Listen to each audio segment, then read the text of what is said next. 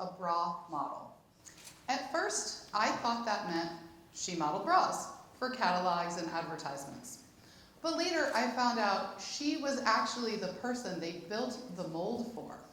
She was a perfect 32C, and they built the bra around her shape and her measurements.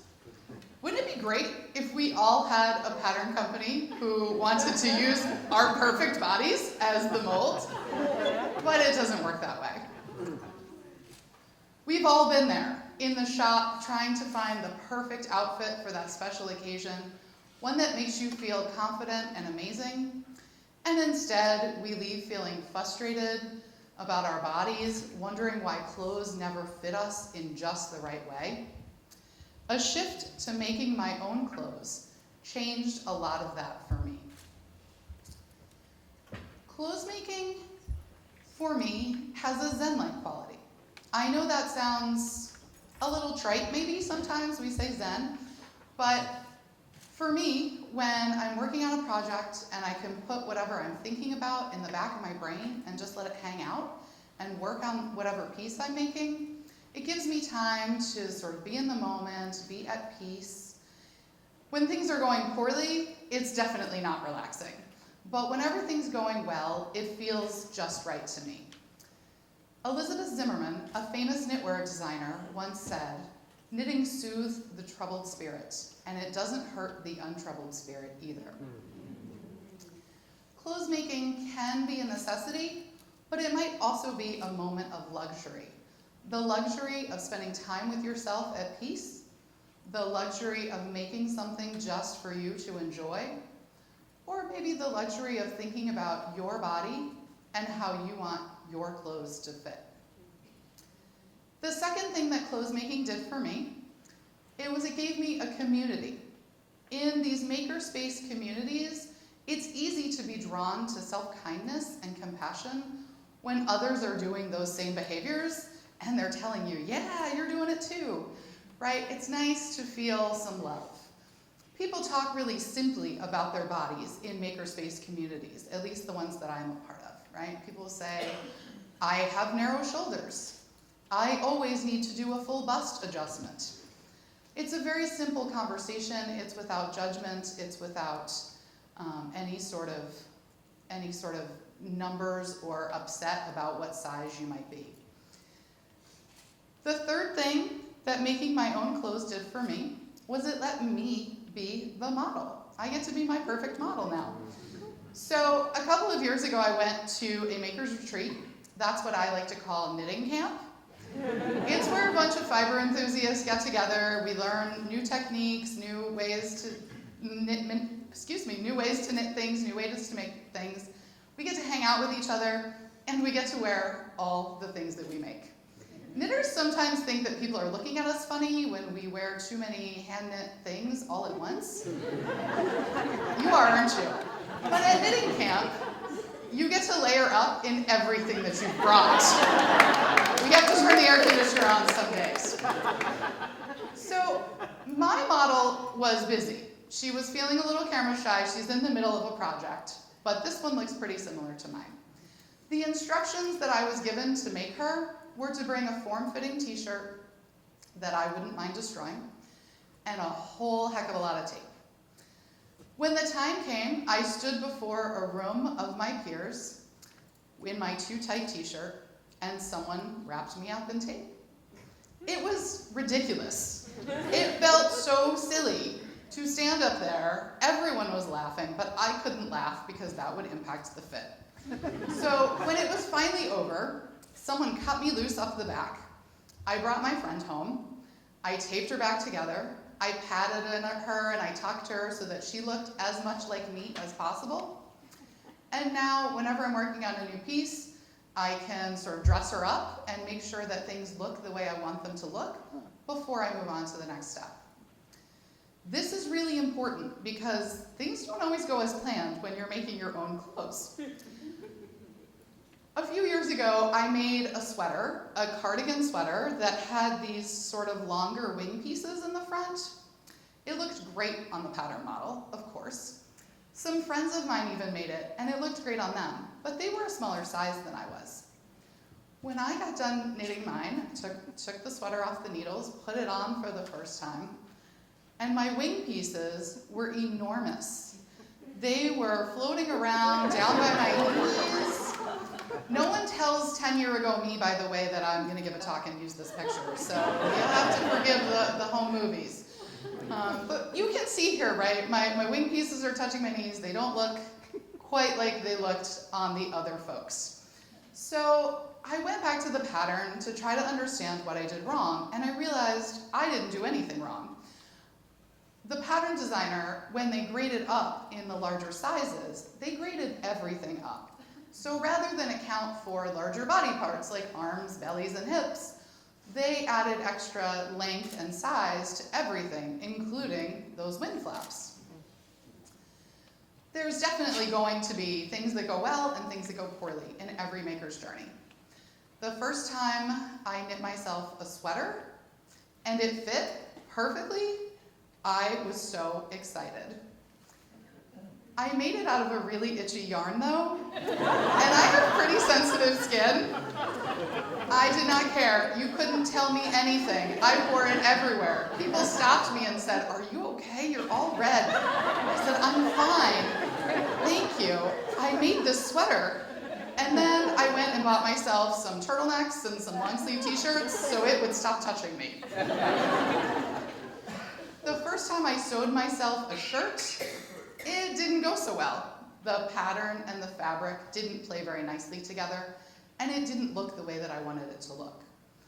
But the next thing I made was this great skirt, and I feel really comfortable and confident whenever I wear it, and it just makes me feel happy. I'm probably going to make a couple more, but I have an important pattern alteration to make the next time I make it, and that's to give myself some pockets. When you're picking the type of pattern that you want to use to make your clothes, you'll look for certain things. You might look for a designer. Is it someone who makes a lot of clothes that tend to look like things that you like to wear? You might look for sizes. You might look for models that look like you on the pattern packaging. So just like in the clothing stores, there's commercial designers and smaller independent designers. The commercial designers tend to be a little bit less inclusive when it comes to size ranges, while some of the independent pattern companies cater specifically to larger sizes. In sewing patterns, I've seen everything from, say, a size 0 to the equivalent of what would be maybe a size 6X. And in knitting patterns, at least for women, we scale those off of the full bust measurement. So they start in the mid-20s and they go up to the mid-50s or 60s. We're talking measurements now. I know people are afraid of measurements. It can be scary for many people. I once took a Find Your Perfect Fit knitting class. We showed up and the person leading the class said, "Your first thing you're going to do is take your measurements." What? So we were told we had to measure our neighbors and they had to measure us. And many people said, "Please don't call out my measurements. Please just write them down silently." So we did that. And then we started talking about how this was going to be a pretty common occurrence, that you were going to have to measure yourself. And who might we get to measure ourselves at home? People were horrified at having to share their measurements. Many of the people in the class were married or lived with another person, but they flat out rejected the idea of sharing their measurements with their spouse. I don't think that my spouse knows my exact measurements, but I think they know if I'm closer to an extra small or an extra large.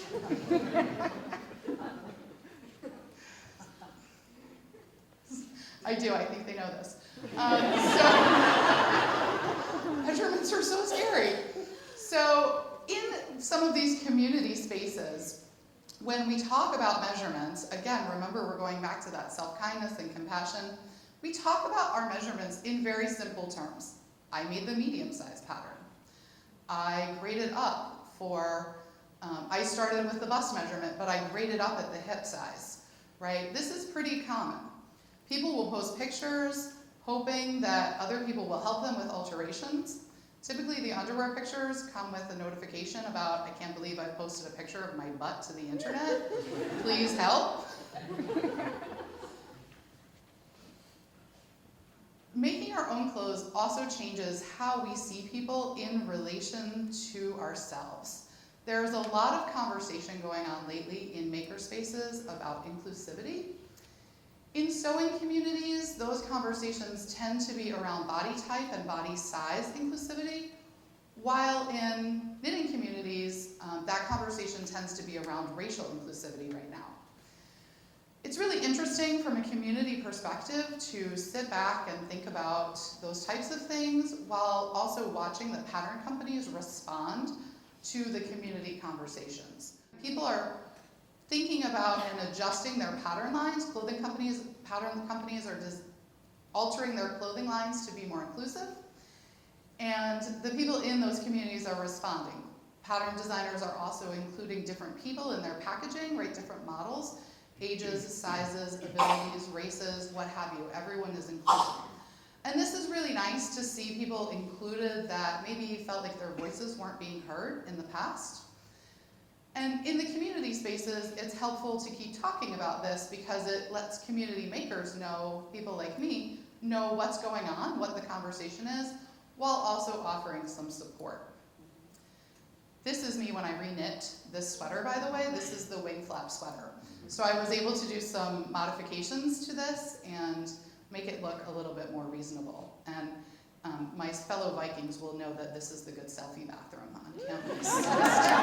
In case you were wondering if we had one of those, it turns out we do.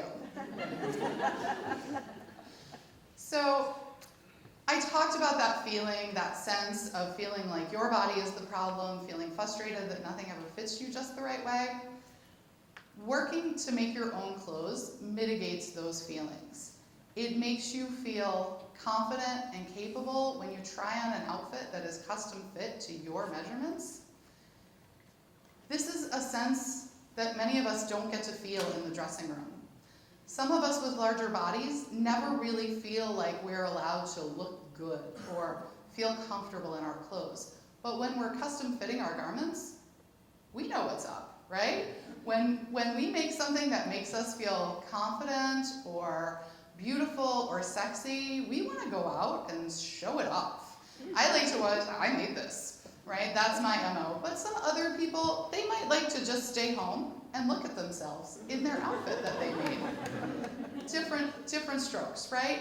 So when you're making your own clothes, you, as I said, you're going to find patterns and pattern designers that you're really comfortable with. And you're going to figure out pretty quickly what types of adjustments you might need to make. I'm never making anything without pockets again. This is my new motto. You might say, I have narrow shoulders, so I always need to do a narrow shoulder adjustment. And you'll decide to do that sort of pretty much before you get started. The difference between your custom fit clothes and those that you're buying off the rack is that they're going to fit you perfectly. They're going to look great every time. You're not going to be left wondering why you don't fit in any standard or normal clothes, because you get to create the standard. You get to say what is normal. You become the normal. Thank you.